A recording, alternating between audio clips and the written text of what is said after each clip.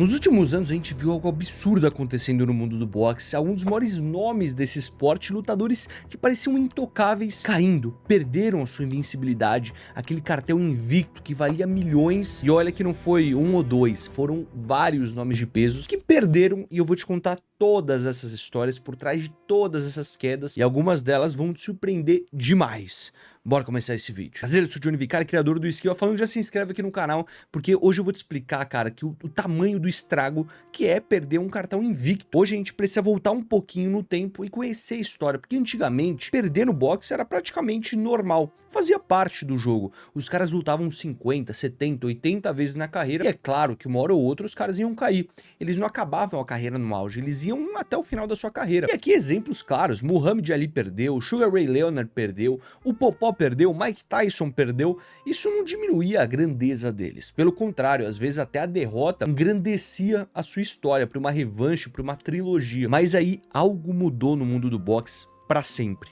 Na verdade, um cara mudou toda essa história, talvez um lutador muito subestimado por ser da história recente, Floyd Mayweather Jr. Esse cara mudou a história do boxe, mudou como a gente assiste e consome boxe. Floyd construiu uma carreira inteira em cima de um cartel invicto de 50 vitórias e 0 derrotas. Ele transformou o cartel invicto em um produto, em uma marca. E com isso, plantou na cabeça dos fãs casuais que perder uma luta de boxe é o fim do mundo. Hoje em dia, se você perde uma luta, a sua reputação despenca. O seu próximo combate não vai valer o mesmo. Até certos patrocinadores podem recuar, o hype diminui e para muita gente você simplesmente deixa de ser considerado um lutador grande. É injusto tudo isso? Talvez, mas a realidade do boxe moderno, e nos últimos 5 anos, essa realidade bateu na porta de alguns dos maiores nomes do esporte. Sabe por que isso é tão importante no mundo do boxe? Calma, vou te explicar. Vamos começar a história com alguém próximo da gente? Vamos falar do Acelino Popó de Freitas,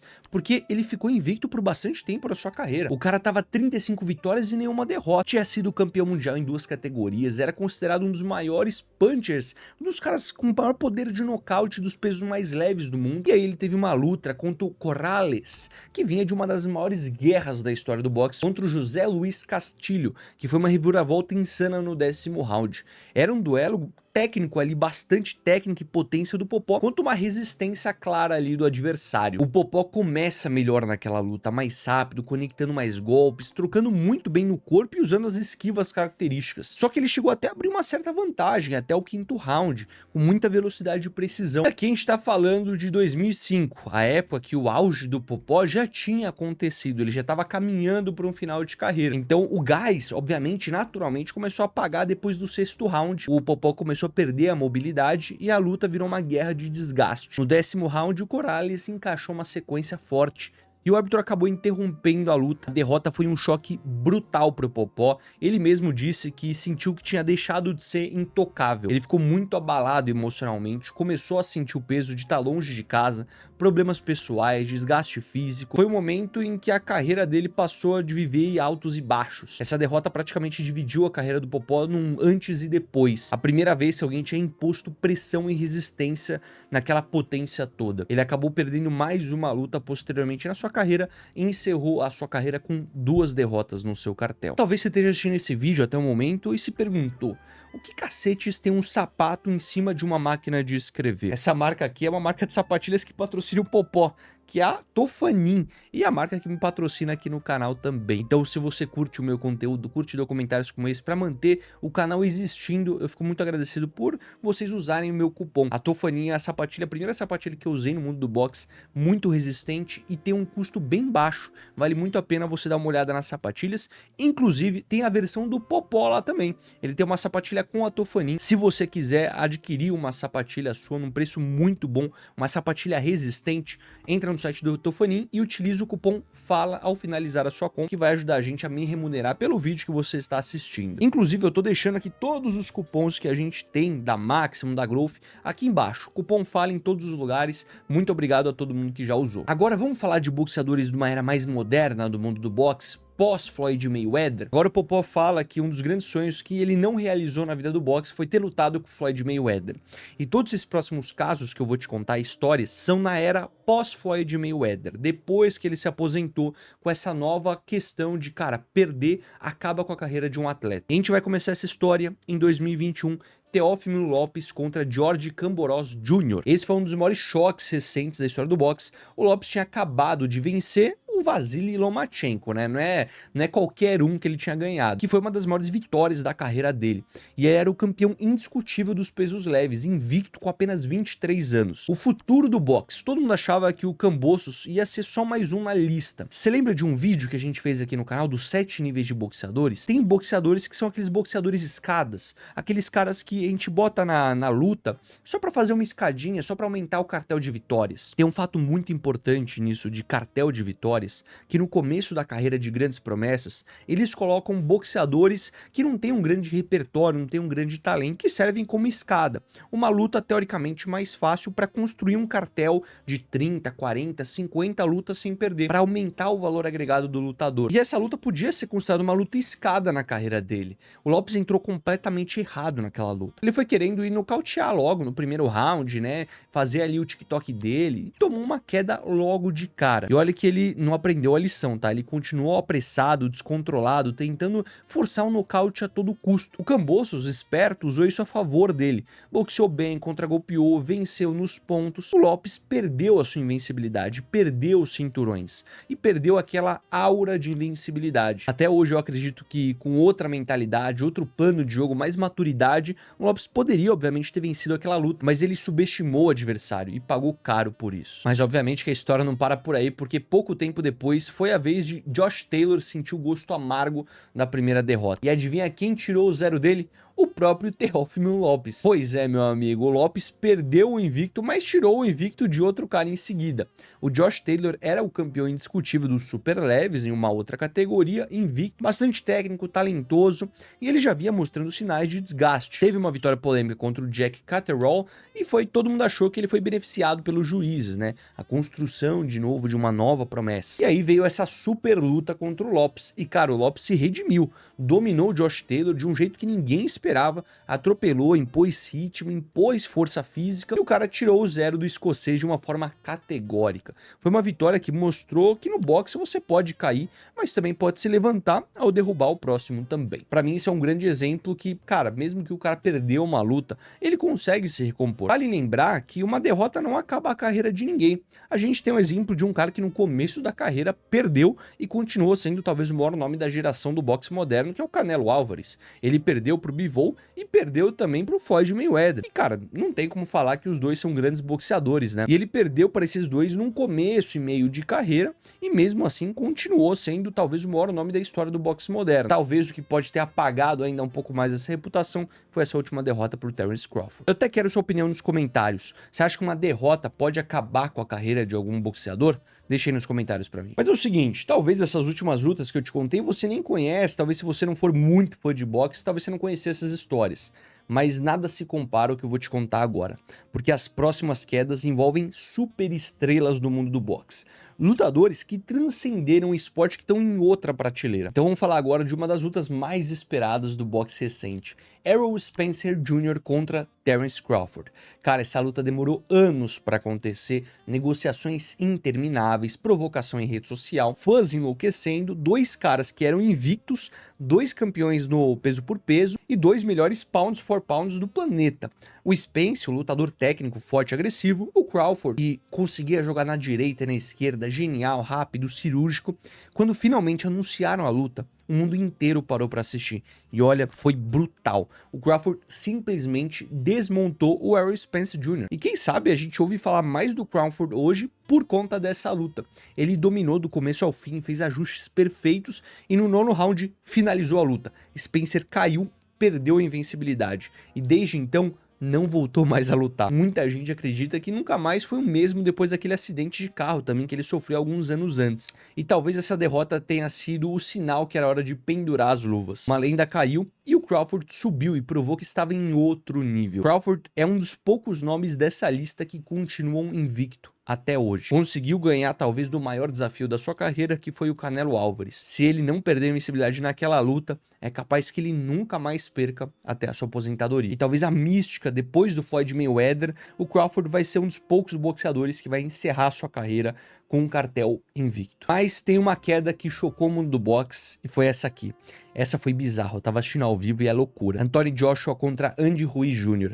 Cara, eu digo assim, ninguém esperava por essa luta. O Joshua era um cara invicto, 3 cinturões dos pesos pesados, estrela global, ia lutar em Nova York, buscando ali o 4º cinturão. E foi uma luta que, assim, o Andy Ruiz Jr., ele era o substituto de última hora. O Ruiz entrou no lugar do Big Baby Miller, que foi pego no doping na época. Todo mundo achou que ia ser uma formalidade. Que, cara, só pra não acabar os ingressos da luta que já tinham sido vendidos, o Joshua ia chegar lá, pegar um adversário mais fraco e atropelar ele. Só que o Ruiz tinha outros planos. Logo no 3º round, o Ruiz derrubou o Joshua. Joshua ficou conhecido até como um queixinho de vidro, né? E muita gente fala que essa luta pode justificar a vitória do Jake Paul em cima do Anthony Joshua. E não parou por aí, porque ele não derrubou só uma vez não o Anthony Joshua, ele derrubou de novo, de novo e de novo. No 7º round, o árbitro interrompeu a luta. O Andy Ruiz Jr., o azarão, um boxeador gordinho que ninguém respeitava, tinha aplicado um nocaute técnico no Anthony Joshua. Cara, foi uma das maiores zebras da história do boxe. Se você não viu essa luta, é entretenimento puro. Procura aqui no YouTube, vale super a pena. Alguma das lutas a gente não pode colocar aqui no canal por conta de direitos autorais, mas fica aqui a indicação de uma bela luta pra você assistir. O Joshua naquela luta perdeu os cinturões, perdeu a invencibilidade, e é claro que numa revanche, obviamente, ele ganha, né, porque foi uma situação ocasional naquela noite de Nova York, mas isso mostra que no boxe qualquer um pode cair, tá um soco de acontecer algo inacreditável. Agora vamos falar de uma das maiores rivalidades que dominou as redes sociais por anos. Ryan Garcia contra Gervonta Tank Davis. Esses dois vinham se provocando desde sempre. O Tank chamando o Ryan de um hypezinho passageiro, o Ryan dizendo que ele era melhor que o Tank e tinha mais talento. Quando a luta finalmente foi marcada, todo mundo estava ligado. Duas jovens estrelas, ambos invictos até o momento, ambos com muito poder de nocaute, mas quando a luta aconteceu ficou claro de quem estava no outro nível. Gervonta Davis foi bastante paciente, esperou o momento certo, contra-golpeou com precisão e no 7º round encaixou um gancho no fígado devastador que fez o Ryan cair e ele não conseguiu levantar. Tank Davis provou que era um homem superior e que o Ryan tinha muito a evoluir ainda. Mas a história do Ryan Garcia não acaba por aqui, porque ele faria algo insano logo depois. Mesmo sendo dois boxeadores na categoria de promessas perdidas, mesmo perdendo pro Gervonta Davis, o Ryan Garcia virou uma piada pra muita gente. E quando eles marcaram uma outra luta no futuro contra o Dave Haney, um boxeador muito subestimado, porque é um cara que decidiu enfrentar os melhores da categoria, todo mundo duvidou do Ryan Garcia, obviamente, né? Porque o Haney, na época, era invicto, campeão, técnico, um dos melhores boxeadores da atualidade. E o Ryan tava fazendo essas loucuras na rede social, bebendo, fumando, falando coisas completamente sem sentido. A derrota pro Gervonta Davis tinha impactado profundamente na sua carreira. Alguns fãs achavam que ele tinha surtado, perdeu a cabeça, e que ele tava despreparado, e que ia tomar uma surra do Dave Haney. Mas quando os dois entraram no ringue, o Ryan provou que tava certo o tempo todo. Dominou o Dave Haney, derrubou ele 3 vezes. Foi rápido demais, forte demais, preciso demais.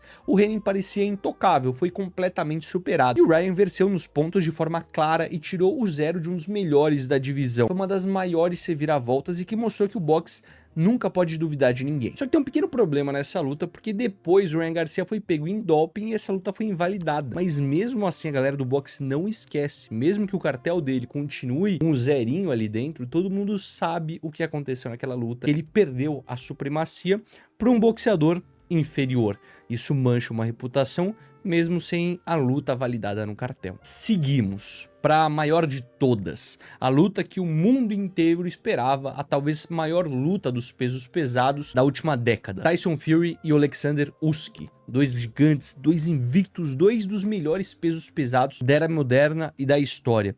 Se você fizer um top 5 dos melhores pesos pesados de todos os tempos, o Usyk tem que estar ali dentro dessa lista. Mas hoje é óbvio que o Usyk teria que estar nessa lista, porque a lista ia ser definida nessa luta. A gente ia descobrir quem que era o melhor peso pesado da geração. Tyson Tyson Fury, o Gypsy King, 2,6 metros de altura, invicto, carismático, imparável, aquele jeitinho do Reino Unido maravilhoso. E o Usyk, aquele ucraniano técnico, campeão indiscutível, o cara, mano, subiu de peso várias vezes, dominou a categoria dos pesos pesados, e quando essa luta foi anunciada, foi um hype absurdo. Primeira vez em décadas a gente teria uma unificação total dos pesos pesados, coisa que não acontecia por muito tempo. Todos os cinturões em jogo, duas lendas invictas. A luta foi épica. Quem assistiu, cara, viu o que foi um absurdo essa luta. O Fury, começando bem, parecia que era um boxeador mais leve, né? Um cara gigantesco, com uma movimentação incrível, tamanho, alcance. E o Usyk... Cara, o Usyk é diferente, o cara tava fazendo os ajustes, se adaptando ao estilo do Fury e acelerava o ritmo, né? No 9º round, algo que parecia impossível aconteceu. O Usyk balançou o Fury, encaixou combinações pesadas, o Fury ficou bem cambaleado, quase caindo, e foi um dos momentos mais tensos da história recente do boxe. No final, o Usyk venceu por decisão dividida e tirou o invicto do Tyson Fury. Mas a história não acaba por aí, porque rolou uma revanche. Muita gente achava que o Fury podia fazer o que o Usyk fez com ele, tirar o invicto do Usyk. Mas o Usyk venceu de novo, e dessa vez foi de forma ainda mais clara. Ele provou sem sombra de dúvidas que ele é o melhor peso pesado dessa era. E o Tyson Fury perdeu o zero, perdeu os cinturões e perdeu a aura do melhor peso pesado. Hoje não tem mais discussão. É isso, meu amigo, nos últimos anos a gente viu gigantes caírem. Lopes, Taylor, Spence, Joshua, Hennen, Fury, todos esses tinham uma coisa em comum. Eram invictos, eram considerados intocáveis, mas o boxe tem dessas. Uma noite, um erro, um adversário subestimado e bum, acabou tudo que você imaginava. O que essas histórias ensinam pra gente que tá assistindo esse vídeo? Que no boxe ninguém é invencível pra sempre. Que a grandeza não tá no zero da coluna de derrotas, mas sim como você lida com essa queda. O Ali voltou, o Tyson voltou, o Popó voltou, o Holyfield voltou. E hoje esses caras são considerados um dos maiores de todos os tempos. Porque perder faz parte do jogo. E o que define um campeão de verdade é a capacidade de levantar. Já diria ele, Rocky Balboa. Eu vejo muita gente que comenta nos meus vídeos, ou comenta lá no meu Instagram, falando que vai fazer uma luta amadora ali, um campeonato de alunos, como eu já fiz um dia também, e que tá se sentindo muito pressionado, que tá muito triste que perdeu. Cara, isso é totalmente natural. Isso acontece com qualquer um e eu não quero que você fique triste por conta dessas derrotas. Tudo isso é a construção de uma história de superação. Eu fiz um vídeo recentemente sobre a era dos pesos pesados, como ela tá ameaçada. Isso é um dos grandes problemas que a gente pode enfrentar nos próximos anos da história do boxe. Então se você quiser ver o que pode acontecer com o futuro do boxe, clica nesse vídeo que tá aparecendo na tela. Tamo junto, forte abraço, use nossos cupons na descrição e até mais.